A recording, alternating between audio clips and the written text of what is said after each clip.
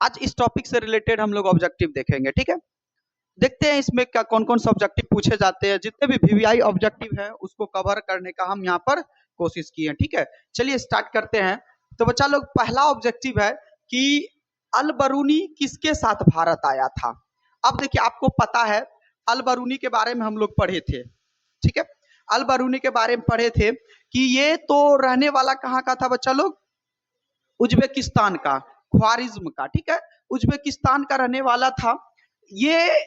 चूंकि इनको जो मोहम्मद गजनबी इसके क्या किए थे, अटैक करके और वहां के ब्राह्मणों को, पंडित विद्वानों को क्या कर लिए थे, बंदी बना लिए थे। तभी ना ये गजनबी के ही साथ भारत आया था। तो कहता है कि अल बरूनी किसके साथ भारत आया था, तो महमूद गजनबी के साथ आया था, क्योंकि महमूद गजनबी ही इसे बंदी बना करके लाया था, ठीक है। चलिए इसके बाद आगे समझते हैं 2 नंबर का।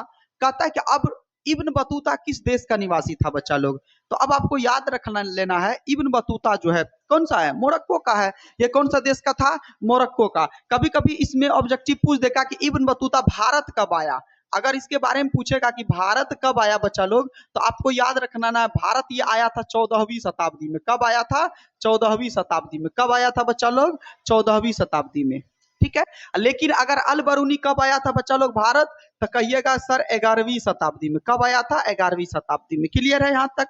चलिए आगे देख लेते हैं। इब्न बतूता ने अपनी यात्रा का विवरण किस भाषा में लिखा था। अब आपको पता है इब्न बतूता, तो इब्न बतूता अरबी भाषा में लिखा था। इब्न बतूता किस भाषा में लिखा था बच्चा लोग, अरबी भाषा में। लेकिन फारसी भाषा में कौन लिखा था, अल बरूनी लिखा था। याद रखिएगा अल बरूनी के बारे में अगर पूछता कि अल बरूनी किस भाषा, अपनी जो पुस्तक था वो किस भाषा में लिखा था, तो वो फारसी भाषा में लिखा था। लेकिन इब्न बतूता ने किस भाषा में लिखा था, अरबी भाषा में लिखा था। बात समझ में आ गया। चलिए अगला देखते हैं। गुप्त काल में कौन से चीनी यात्री, अब देखिए गुप्त काल में फाहियान आया था। कौन आया था बच्चा लोग, फाहियान आया था। गुप्त काल में जो चीनी यात्री था वो कौन सा था, फाहियान था, ठीक है। गुप्त काल में फाहियान आया था। क्लियर है यहाँ तक। चलिए आगे देख लेते हैं हम लोग। इसके बाद बच्चा लोग दिल्ली से दौलताबाद, आपको हम पढ़ाए थे, दिल्ली से दौलताबाद किस शासक ने अपनी राजधानी परिवर्तित की। तो याद रखिएगा मोहम्मद तुगलक। कौन सा किया था, मोहम्मद तुगलक ने किया था। दिल्ली से दौलताबाद जो राजधानी चेंज किया था, मोहम्मद तुगलक किया था। कौन किया था, मोहम्मद तुगलक। क्लियर है यहाँ तक। चलिए इसके बाद वास्को डिगामा, अब देखो क्यों किया था इसको, देखो इसका एक पहचानने का तरीका बता देते हैं। क्योंकि बलबन के बारे में हम लोग पढ़े नहीं इस चैप्टर में, अलाउद्दीन खिलजी के भी बारे में नहीं पढ़े, इसके बाद अकबर के भी बारे में नहीं पढ़े। सिर्फ हम लोग मोहम्मद तुगलक के देखे, गजनवी को देखे, यही 2-3 शासक का नाम देखे थे। तो आप इस हिसाब से भी अगर सोचोगे तो ऑब्जेक्टिव को यहाँ पर छांट करके ऑप्शन से कर सकते हो, ठीक है।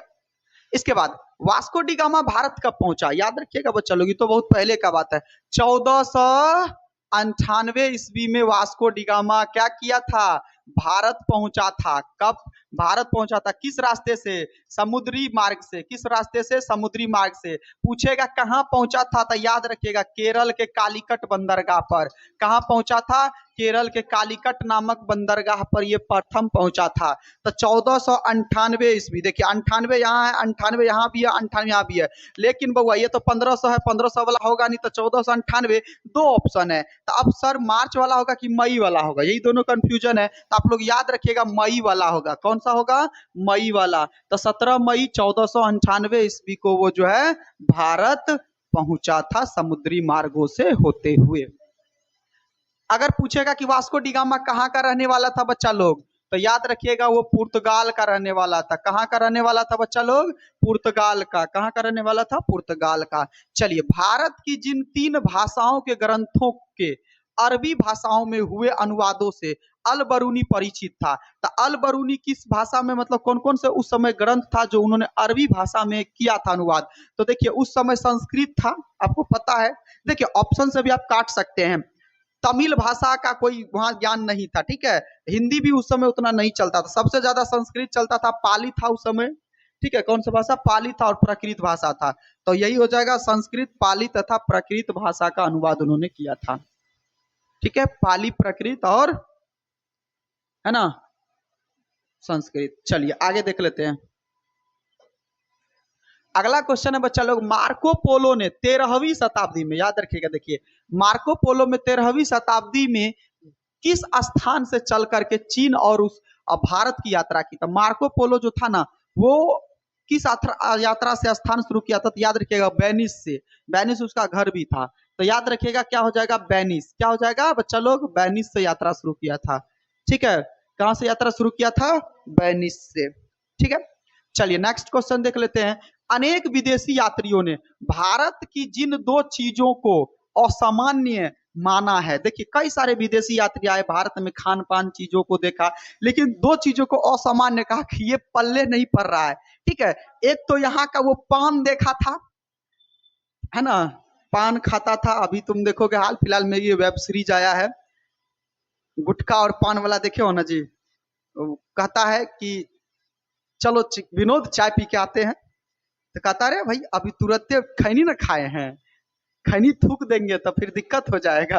यहाँ पर समझ आ रहा है, तो यहाँ का जो पान था ना, पान फेमस था, तो पान हो गया यहाँ पर, इसको असामान्य कहा। और साथ ही साथ बच्चा लोग यहाँ का नारियल कहा था, क्या कहा था, नारियल कहा था। तो पान याद रख लीजिएगा, तो पान और नारियल एक साथ ही ऑप्शन में दिख जाएगा आपको। ठीक है, तो पान तथा नारियल यहाँ का क्या था, असामान्य था। ठीक है, चलिए अगला क्वेश्चन देखते हैं हम।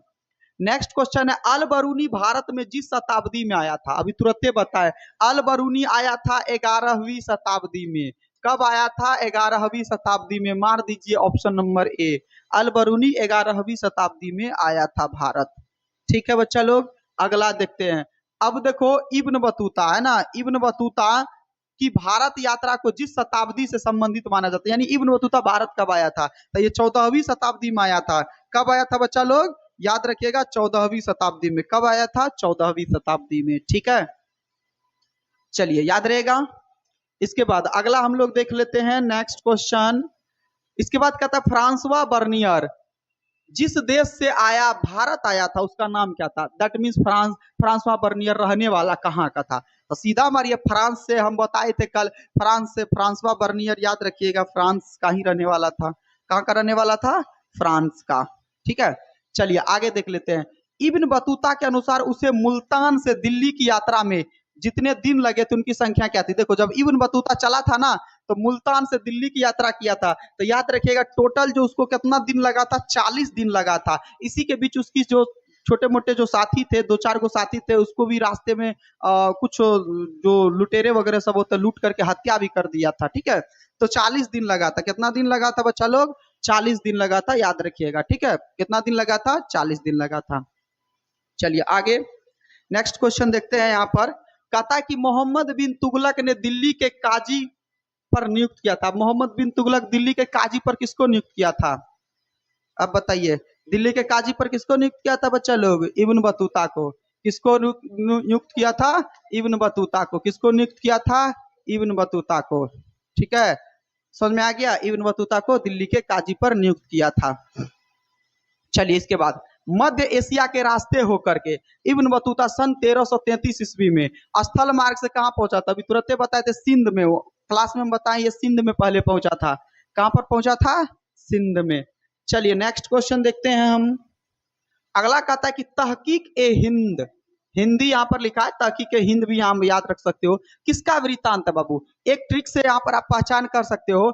आपको हम लिखाए थे किताब उल हिंद, किताब उल हिंद लिखाए थे, किताब उल हिंद। तो ये किसका था बाबू, अल बरूनी का था। किसका था ये, अल बरूनी का था बच्चा लोग। तो हिंद से आप जो भी हिंद वाला शब्द आएगा वो अल बरूनी से ही रिलेटेड होगा। तक ये तहकीक हिंद किसका हो जाएगा, अल बरूनी से संबंध है। तो याद रखिएगा अल बरूनी का ही इसमें वृत्तांत मिलता है।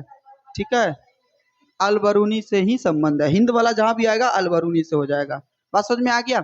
चलिए अगला देखते हैं, किताब उर रेहला। अब देखो रेहला, सीधा देखो रेहला इब्न बतूता का था, सीधा आंख बंद करके मारिए, रेहला किसका था, इब्न बतूता का था। चलिए एक चीज ध्यान दीजिएगा बच्चा लोग, आपको हम बताए थे बच्चा लोग कि अल बरूनी, क्या, अल बरूनी, अल बरूनी का किताब का नाम क्या था बच्चा लोग, तो कहिएगा सर किताब उल हिंद। क्या, किताब उल हिंद। अब देखिएगा और किताब का नाम आ गया, उसको भी याद रखिएगा, किताब उल हिंद। ठीक है, इसके बाद आपको बताए थे इब्न बतूता, इब्न बतूता का किताब का नाम क्या था, तो रिहला था। क्या था नाम, रिहला, याद रखिएगा। इसके बाद बर्नियर का किताब का नाम क्या था बच्चा लोग, तो है ना ट्रेवल्स, है ना in the Mughal empire, Mughal umpire.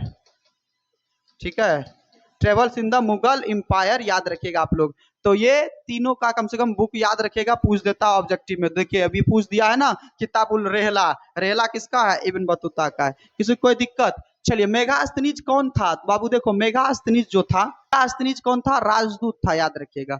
Megasthenes कौन था? राजदूत था। चलिए नेक्स्ट, भारत की डाक व्यवस्था का वर्णन अपने यात्रा वृत्तांत में कौन किया था? तो भारत की डाक व्यवस्था का वृत्तांत कौन किया था बताइए? हाँ, इब्न बतूता। कौन किया था? इब्न बतूता किया था। यानी इब्न बतूता के अनुसार भारत में दो प्रकार की डाक व्यवस्था था। कौन सा था? एक पहला अश्व डाक व्यवस्था था, दूसरा पैदल डाक व्यवस्था था। ये आपको हम पढ़ा चुके हैं क्लास में ही, ठीक है। इब्न बतूता के अनुसार यहाँ पर दो तरह की डाक व्यवस्थाएं थी। समझ में आ गया? चलिए अगला, मॉन्टेस्क्यू नामक फ्रांसीसी दार्शनिक ने किस यात्री के विवरण पर आधार पर अपना निरंकुशवाद दिया? बर्नियर पर। क्या करिएगा? सीधे याद रखिएगा, बर्नियर के जो है यहाँ पर विवरण पर जो है अपना निरंकुशवाद का सिद्धांत दिया था, ठीक है। चलिए क्लियर है यहाँ तक? इसके बाद अगला क्वेश्चन देख लेते हैं हम बच्चा लोग। अब कहता अब्दुल रज्जाक, अब्दुल रज्जाक के बारे में पढ़ाए थे। समरकंदी नामक यात्री ने किस यात्रा वृत्तांतों को पढ़ा और उससे प्रेरणा ली? अब्दुल रज्जाक किससे प्रेरणा लिया था? इब्न बतूता से, ठीक है। याद रखिएगा, इब्न बतूता से। समझ में आ गया? चलिए नेक्स्ट क्वेश्चन देख लेते हैं। अपनी आंखों के सामने सती प्रथा का दृश्य देख करके कौन यात्री मूर्छित हो गया था? तो देखो, जब जब जिंदा उसको जलाया जा रहा था, तो जो मूर्छित होने वाला यात्री था वो इब्न बतूता था। कौन था? इब्न बतूता था, ठीक है। कौन था? Ibn Battuta. इब्न बतूता उसको देख करके मूर्छित हो गया था। बात समझ में आ गया? चलिए नेक्स्ट क्वेश्चन देखते हैं। इसके बाद कहता है कि लाहौर में एक 12 वर्षीय बालिका को जबरदस्ती सती बनाए के जाने के कारण, ठीक है, यानी सती बनाए जाने के कारण जो मार्मिक घटना हुआ था, उनका व्याख्यान कौन किया था? तो ये तो बताए थे कि बर्नियर किया था। लाहौर में जो घटना हुई थी, तो इसका कौन किया था? बर्नियर किया था। इसका कौन किया था? बर्नियर किया था। लेकिन मूर्छित कौन हुआ था? इब्न बतूता हुआ था। ध्यान रखिएगा, ठीक है। चलिए आगे देख लेते हैं। मोहम्मद इन जूजियो ने मोरक्को के सुल्तान के कहने पर किसका यात्रा वृत्तांत लिखा था? तो मोहम्मद इन जूजियो ने मोरक्को के सुल्तान के कहने पर, तो मोरक्का, मोरक्का का कौन रहने वाला था? Ibn Battuta. कौन हो गया? इब्न बतूता, ठीक है। चलिए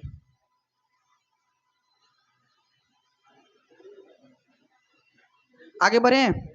चलिए नेक्स्ट क्वेश्चन कहता है कि किस नगर का अथवा उसके किले का वर्णन प्रायः अधिकांश यात्रियों द्वारा लिखा जाता है? देखो उज्जैन का जो है किला है, उसका जो किला है ना, सभी यात्री, जितने भी यात्री आए थे, उस किले के बारे में जरूर लिखता है अपने पुस्तक में। तो उज्जैन नहीं, सॉरी, उज्जैन बोल दिया, ग्वालियर का किला, ग्वालियर का किला, ठीक है।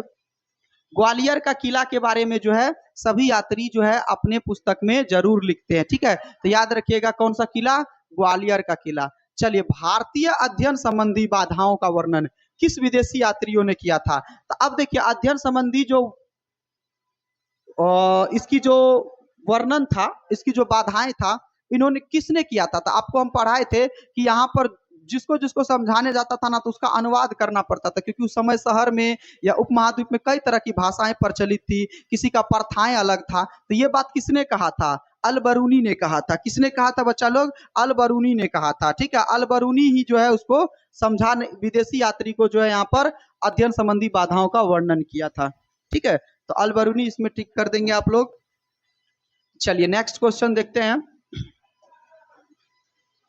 कहता है कि मध्ययुगीन यात्रियों का सरताज किस यात्री को कहा जाता है? ठीक है, तो मध्ययुगीन यात्रियों का सरताज आप लोग याद रखिएगा, मार्को पोलो को कहा जाता है। किसको?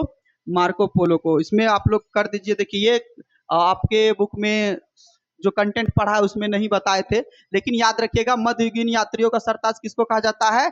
मार्को पोलो को कहा जाता है। चलिए अगला, जैसे घोंसला को पक्षी छोड़ता है, उसी तरह किसी यात्री ने यात्रा पर जाने के लिए अपने घर को छोड़ा था। तो हम बताए थे कि इब्न बतूता ऐसा यात्री था जो काफी जिद्दी था, यात्रा पे जाने के लिए उसने सब कुछ छोड़ दिया था। तो इस तरह का क्वेश्चन पूछेगा तो आप लोग को किसमें टिक करना है? इब्न बतूता, ठीक है। इब्न बतूता एक जिद्दी यात्री था, उन्होंने अपना घर बार छोड़ छाड़ करके यात्रा पे चल दिया था। बस समझ में आ गया? चलिए अगला क्वेश्चन देखते हैं। हुमायूं के दरबार में कौन से अफ्रीकी यात्री आए थे बच्चा लोग? आप लोगों को उस क्लास में हम पढ़ाए थे थ्योरी में, हुमायूं का जिक्र नहीं था, तो कोई नहीं आया था हुमायूं में, कोई नहीं आया था, हुमायूं था ही नहीं, उसका जिक्र ही नहीं था। बस समझ में आ गया यहाँ पर? चलिए अगला क्वेश्चन समझ लेते हैं। यात्रियों का राजकुमार, याद रखिएगा ये भी क्वेश्चन नया है। यात्रियों का राजकुमार ह्वेनसांग को कहा जाता है। किसको कहा जाता है? ह्वेनसांग को। ठीक है, यात्रियों का राजकुमार ह्वेनसांग को कहा जाता है। चलिए अगला, कैप्टन हॉकिंस। देख लीजिए अब दो चार क्वेश्चन जो है ये नया नया आ रहा है। ठीक है, तो कैप्टन हॉकिंस किस मुगल शासक के दरबार में आया था? जहांगीर पे। किस पे आया था? जहांगीर। थोड़ा शांत रहे सभी। जहांगीर के दरबार में आया था, और जहांगीर ही था जो तंबाकू पर क्या किया था?